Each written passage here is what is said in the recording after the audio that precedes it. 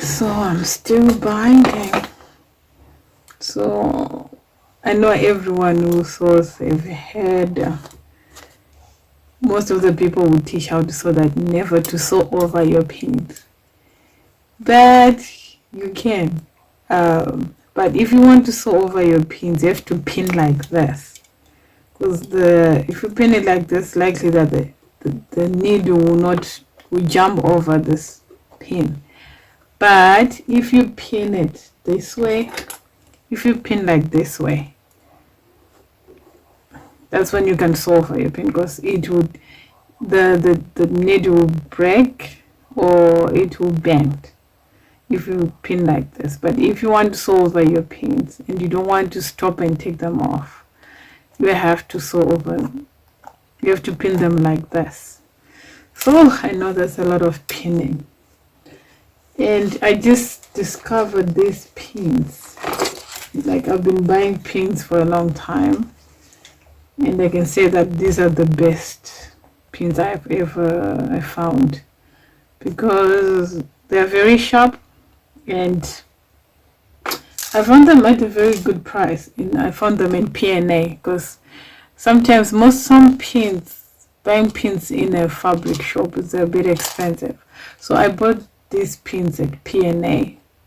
So these ones, I don't know if you can see them.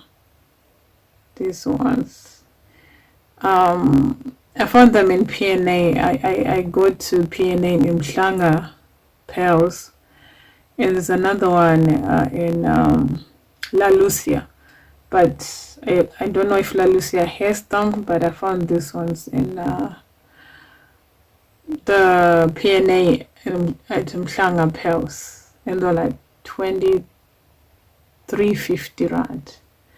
And because most of the things that there's quilting name on it are very expensive, but this was quite a good price.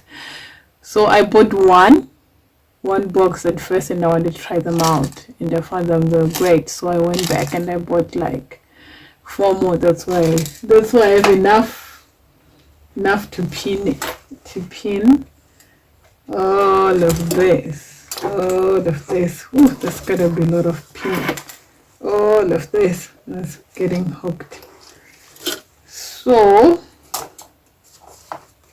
So I've tried different pins, and I've noticed these ones, they work fine, but they're too big, too thick, and sometimes to pin, you can see that it's kind of difficult for you to push it through in there. And then these ones, they get blunt quickly, so when you're pinning, you can hear that sound. It kind of damages your fabric, like these ones. I also tried these ones as well. Yeah, they're also like a bit difficult to pin in some fabric, but they're okay. They're okay. And these ones, I got these ones at Everlasting, and they get so blunt, and out of like there'll be 20, and out of like 20 you find like 5 good ones. Most of them are blunt, and there's nothing irritating like a blunt pin. And the ones I definitely do not recommend are the stainless steel ones. I don't think I have any of those. I think yeah, these ones, these pins, these are the worst. Most of them are very blunt, and they get very blunt, and you get most times stab yourself trying to pin in the thing. See how blunt they get. So these, and that also difficult to pull out. So these ones, these are very, like this, I recommend these ones. If you can go to P&A and find this, you'll be so happy with yourself. And also the other reason of pinning this way, when I discovered, I used to pin like this when I started sewing, And I noticed like I used to get stabbed so many times with this pin when I try to get it off. Or maybe sometimes like when I'm sewing and I'm coming this direction and it's like this. This way is usually a little bit like this way. I'll get stabbed a lot, and to take it off was also difficult. So even if you don't want to sew over your pins, this way it's easy to take them off.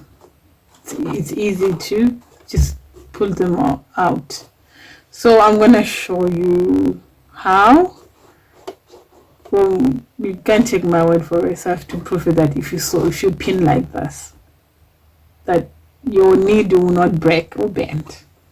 Okay. So the reason I pin a lot is because I want to sew from this side.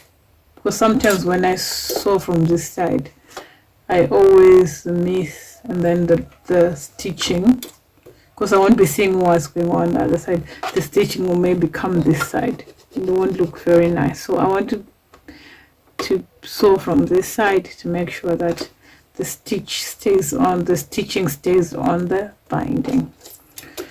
Okay, let's do this. Okay.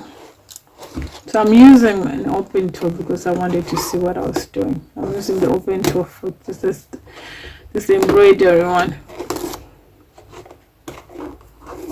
So this is this fraying is caused by tearing when this strips off, but you can just pull it out. Okay, so here we go.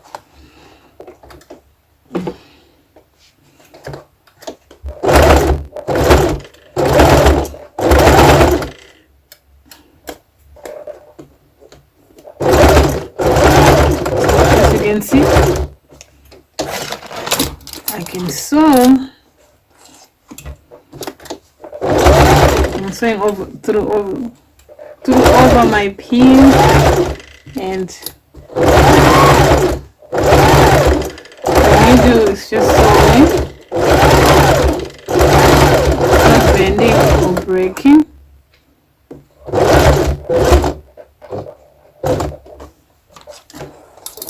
So if you afraid that if you move your pins, because sometimes when you move your pins, then the fabric will move and everything won't come out as nice as you wanted it to be. So if you want to make sure like that everything stays where you want it to be, you can pin like this and sew over your pins. So this is how I do it.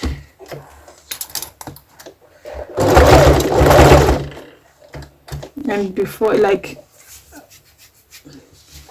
trying to do this part without pinning, kind of difficult, and you spend most of time trying to everything in place. So now I'm binding the first. When I bind the first time, I don't pin. I pin when I fold over to the other side. That's when I pin.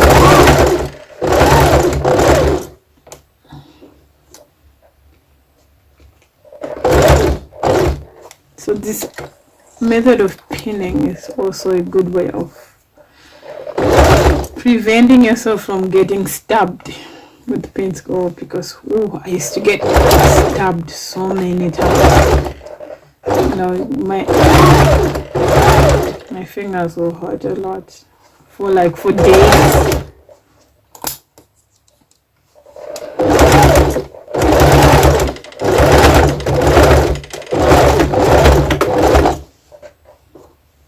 So yeah, so as you can see,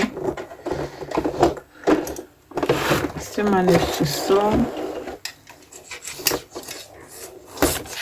and my needle didn't break or bend, so I managed to sew over my pins. And you see, as you can see, like mostly the needle probably mostly usually skips over this pin if you pin like this. That's why it won't get that's why it won't break or bend. So yeah,